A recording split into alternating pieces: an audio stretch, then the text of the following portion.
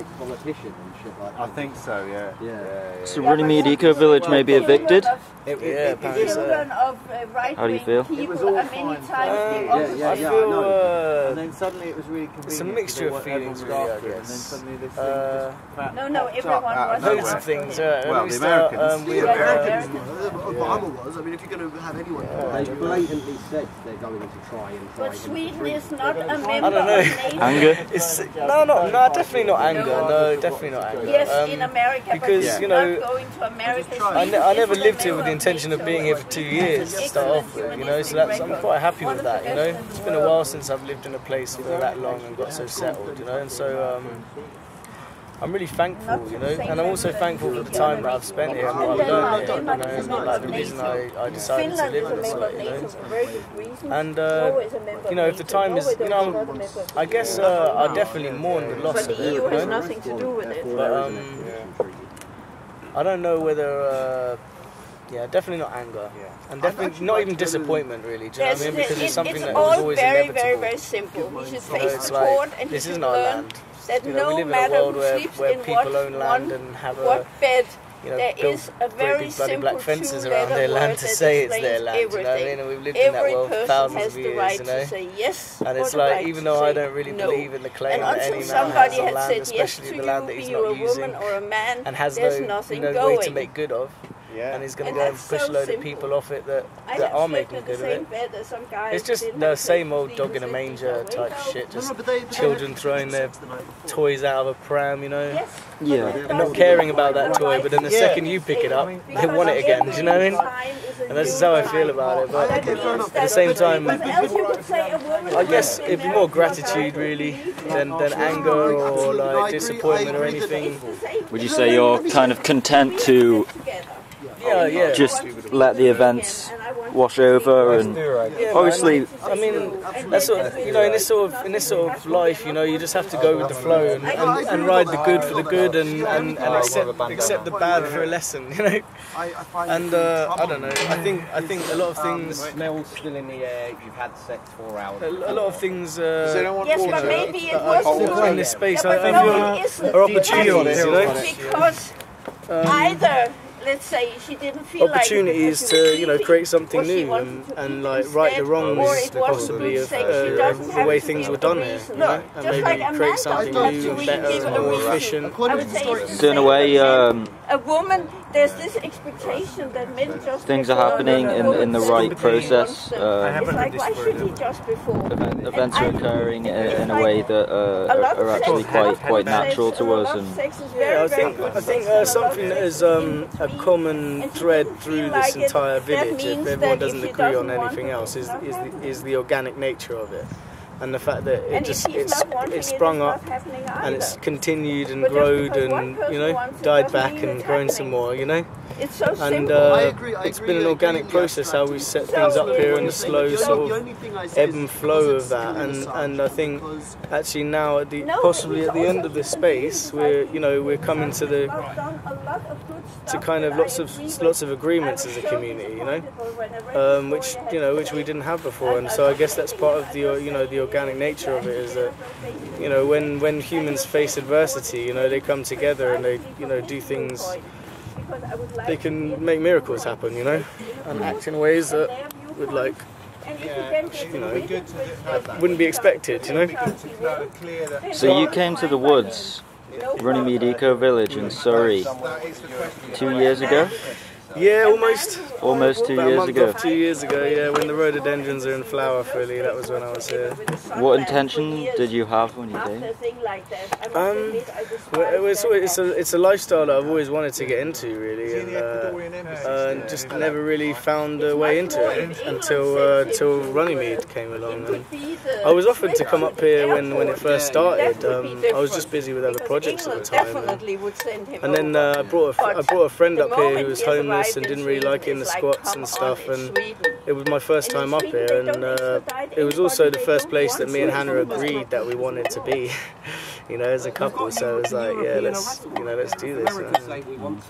And yeah, like I said, I've always wanted to live in this way, like just trying to get back to nature and connect in that way and get more into a natural mindset. You know, 'cause I grew up in South London, and so, you know, all the electric lighting and everything like that, it throws you out of sync and stuff. It's, you know, a lot more than that, it throws you out of sync, but at the same time, you know, it's not, you know, I enjoy the slower pace of life. You know, I enjoy waking up in the morning and feeling a sense of my own destiny about what I can do. What did you think about the name of the Diggers 2012 and that relationship to the Diggers? I think it's a very important symbol, and I think that it's also a flag that I think is you know, I'm very proud to say that I'm involved in that, you know? Because of the fact of what the diggers were to the oligarchs and the landowners, and I think to bring that ghost back from the past, you know, and take its energy again, I think it's very important, you know, because also, you know, the publications of Gerald Winstanley and things like that, you know, they were very forward thinking, and he was a guy that was way before his time, you know, and a lot of the pamphlets that I've seen and writings that I've seen from here, you know, speak about the virtue and the kind of common oneness that we share in nature, and how it belong to us all, you know, this common treasury idea, and, you know, how we can create abundance and paradise essentially. And it's just, you know, this idea of virtue is something that's very much lost on our societies altogether, this kind of very subtle way that needs to be protected by the individuals. It's not written down, it's not written in stone, it's just a way that people feel, and it's so strong in their hearts that they can't do anything against it. But sometimes the problem with that subtle virtue is sometimes there can be a being within that group that perhaps no longer feels the virtue and so feels to do something outside of it, and then people need to start telling that person how to be, and that second that has happened, your whole community have lost the virtue, and you have to start creating legislation, you know, rules and stuff like that. And to me, those kind of things is like once you have to stipulate to your common man or your friend the kind of rules and conditions that they have to live under, that person has lost the way in their heart, you know, and then so is your community, and then that's when all the infighting and politics starts and stuff like that. I just think, you know, so in a sense, people stood along the road and this community is starting afresh, and it's a new page that's trying to create a society without regulation, without written law, and with a deeper understanding. Well, I guess it's been an experiment in that kind of organic flow and to see where it goes. And, you know, there have been times when it's really worked here, and there have been times when it hasn't. You know, because it's just some people find it quite difficult to clock onto those kind of subtleties. You know, and I guess you know, that's why I'm one of the advocates in the space of creating, you know, a core ethos and things like that, and it's something that organically I think everybody is coming to agree with now, is making this core idea, this core statement. It's organic as well, it can change, you know, it doesn't have to be written in stone, as it were, but you know, I just think it's important to try and keep that virtue as an idea.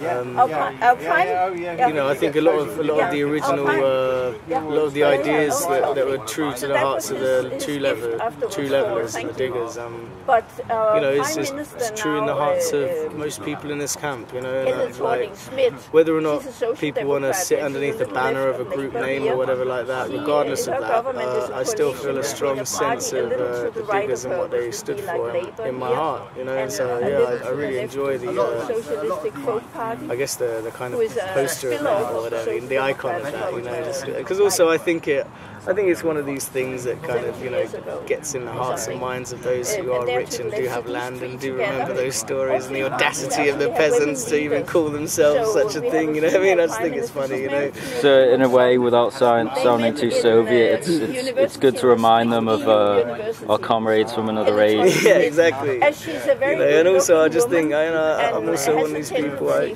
think that not just memory lives on, but strands of information live on through different generations and people, and in my belief, I'd say that actually anybody who falls underneath this time of life probably shares a significant lifeline with those sorts that were there originally anyway. It's my belief that we make pacts with each other in past lives and things to rejoin again and fight in another life, And I just kind of feel that vibe from a lot of people here, the energies and things. There has to be this descending voice through the age, regardless. So our minister. So now it's sort of the beginning of spring. Do you think the eviction notice in a way has come at the perfect time? I've always been a bit worried that they'd try and evict us in the middle of winter or something like that, which would be real hard work, Being in being at spring and the beginning of summer as well, it's an interesting time for them to do this for sure, and I don't know. I feel as a community we're in a sense like rejuvenated and regalvanized from the whole process, and to me it's the beginning of the end of the beginning. I guess.